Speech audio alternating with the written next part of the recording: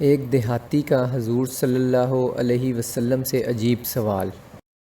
حضرت ابو ایوب رضی اللہ تعالیٰ عنہ بیان کرتے ہیں کہ رسول اللہ صلی اللہ علیہ وسلم ایک سفر میں تھے کہ ایک دیہاتی سامنے کھڑا ہوا اور اس نے آپ صلی اللہ علیہ وسلم کی اونٹنی کی مہار پکڑ لی۔ پھر کہا، اے اللہ کے رسول، مجھے وہ بات بتاؤ جو مجھے جنت سے قریب اور آتش دوزخ سے دور کر دے۔ راوی کا بیان ہے کہ نبی کریم صلی اللہ علیہ وسلم رک گئے، پھر اپنے رفقا کی طرف آپ صلی اللہ علیہ وسلم نے دیکھا اور ان کو متوجہ کرتے ہوئے فرمایا، اس کو اچھی توفیق ملی، یا فرمایا اس کو خوب ہدایت ملی۔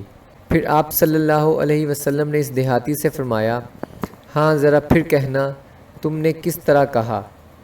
سائل نے اپنا وہی سوال پھر دہرایا، مجھے وہ بات بتا دو جو مجھے جنت سے نزدیک اور دوزخ سے دور کر دے۔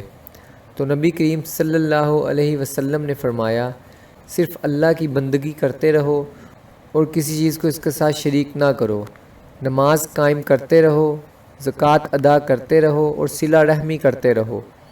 اب اونٹنی کی مہار چھوڑ دو۔